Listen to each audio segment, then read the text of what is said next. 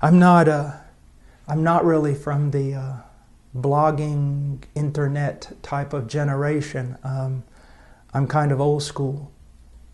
And I suppose all that stuff really has some value to it. But as I wrote recently, it really just burdens my heart, you know.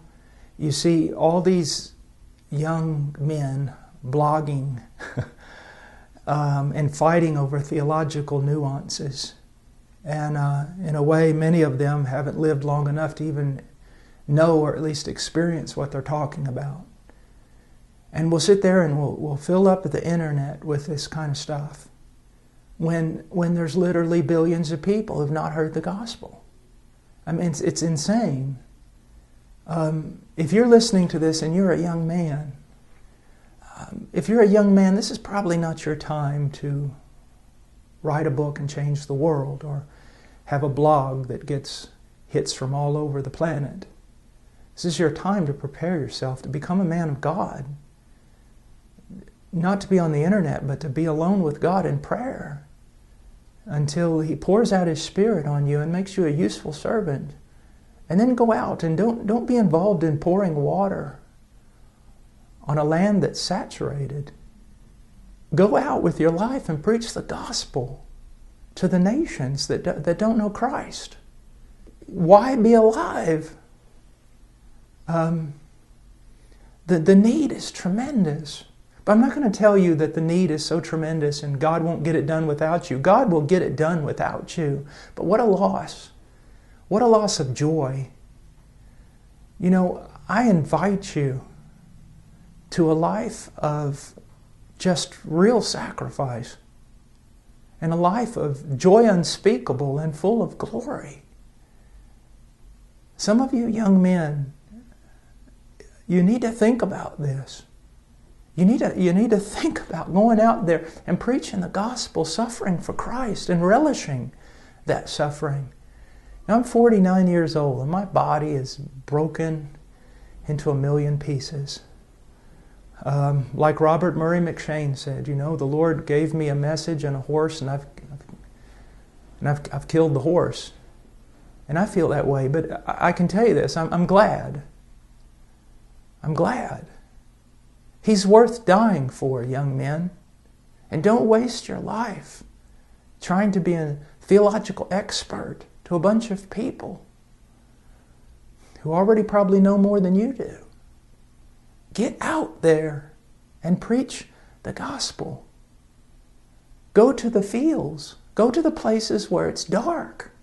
Preach the gospel of Jesus Christ. There's, you know, right now I'm just rejoicing in what God's doing in India and Nepal, but there's Tibet.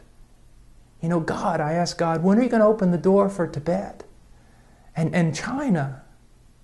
And when are you going to open the door for Mongolia?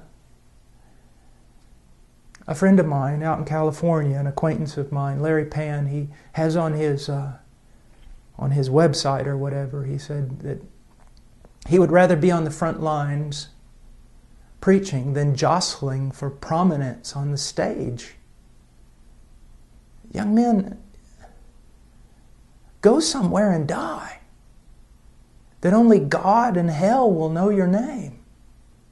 God because He loves you, and His Spirit is powerful upon you, and hell because hell hates you. Go somewhere and preach the gospel.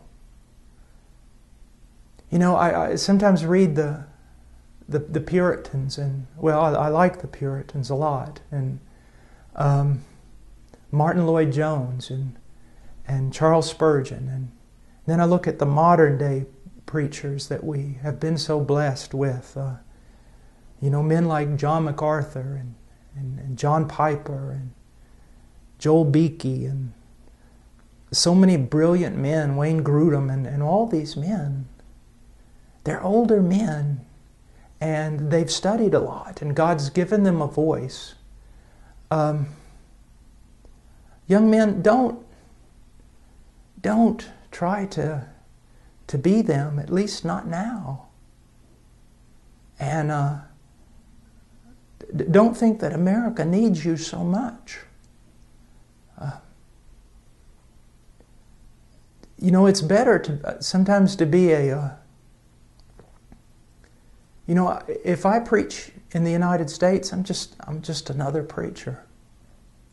But to go overseas and preach where no one's preaching, even if you're as pitiful a preacher as I am, you're the preacher.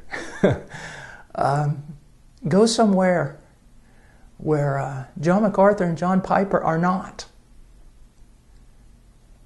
and preach the gospel, and pray, and intercede. All the men that I've ever studied, all of them, it's hard for me to find a common denominator in their lives.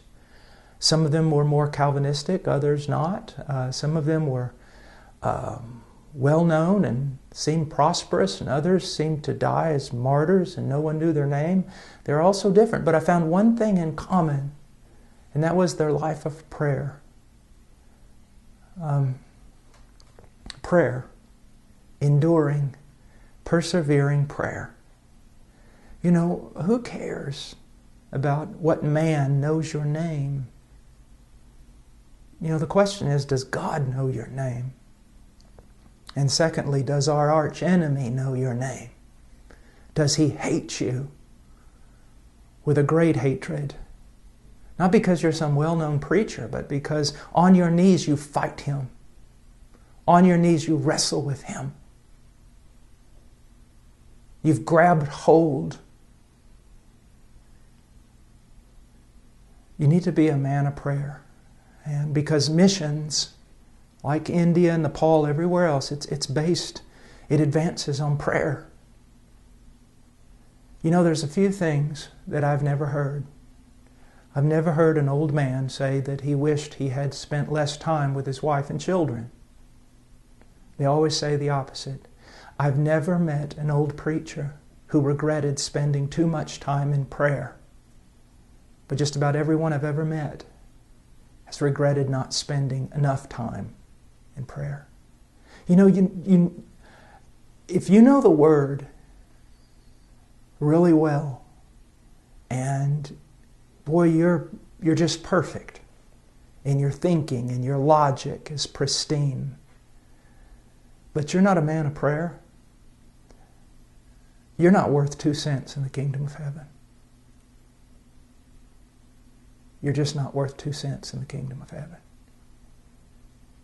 You'll be full of a lot of knowledge and proud and no power. No power. And I pray that you would not jostle for prominence on America's stage. That you'd go and die somewhere for Christ, and that your name would be known in heaven. That you'd be a man of prayer. That you'd study deeply, not in order to preach to other brilliant men, but to preach properly to those who have never heard, and to pastors whom God has raised up in foreign lands who've never had the privilege of studying as you have had the privilege to study. Well, this was impromptu. I got back, I guess it was yesterday, from India and Nepal, and tomorrow I head out to the strange land of California to preach. So I'll be needing your prayers. And then when I get back, I'll going to have several weeks just to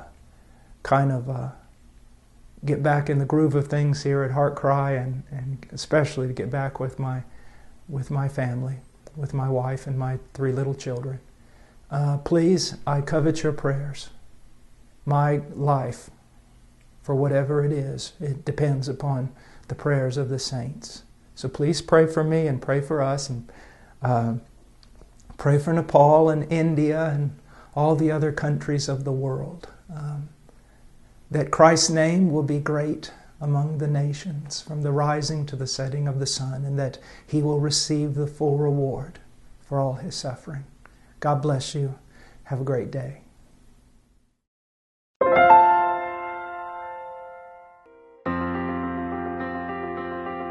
Please visit our website at heartcrymissionary.com, There you will find information about the ministry, our purpose, beliefs and methodologies, and extensive information about the missionaries we are privileged to serve.